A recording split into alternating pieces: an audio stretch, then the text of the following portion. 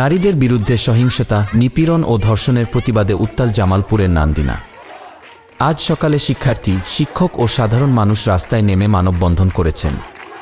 তারা দোষীদের সর্বোচ্চ শাস্তির দাবি জানিয়ে বিভিন্ন স্লোগানে মুখরিত করে তোলেন নান্দিনা বাজারের রাস্তা। মানববন্ধনটি জামালপুর ময়মনসিংহ আঞ্চলিক মহাসড়কের নান্দিনা বাজারে অনুষ্ঠিত হয়। এতে বিভিন্ন শিক্ষা প্রতিষ্ঠান ও পেশাজীবী সংগঠনের মানুষ অংশ নেন। শিক্ষার্থীরা রশি লাগলে রশি দে, ধর্ষকদের ফাঁসি দে এবং উই ওয়ান্ট জাস্টিস স্লোগানে পুরো এলাকা মুখরিত করে তোলেন।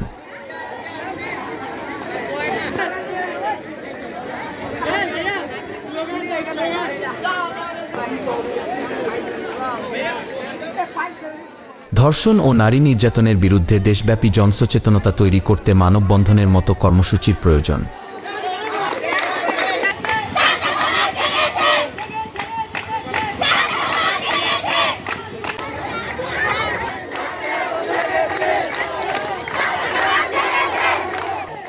আন্দোলনকারীদের দাবি, দ্রুত বিচার, আইনের আওতায় দোষীদের কঠোর শাস্তি নিশ্চিত করতে হবে।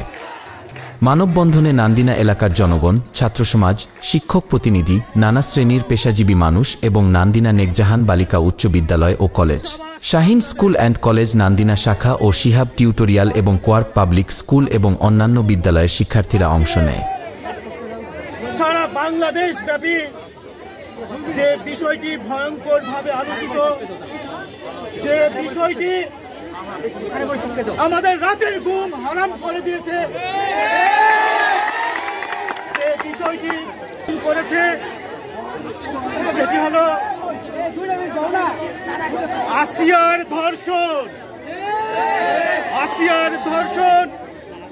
আমরা প্রত্যেকটি ধর্ষণের বিরুদ্ধে আমরা উপযুক্ত দৃষ্টান্তমূলক শাস্তি দাবি করছি। সমাজের ভিন্নতম কাজটি করে যাচ্ছে, তাদেরকে ফাঁসি এবং প্রকাশ্যে ফাঁসি দাবি করছি।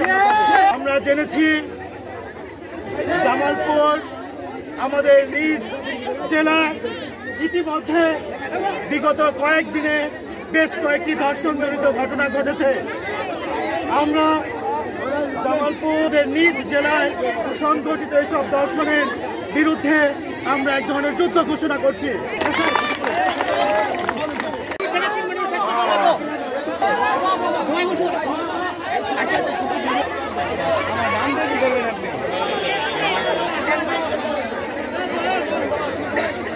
আমাদের মা বোনদের উপরে পরিকল্পিতভাবে সারা দেশ সহ বিভিন্নভাবে তাদেরকে নির্যাতন করা হচ্ছে।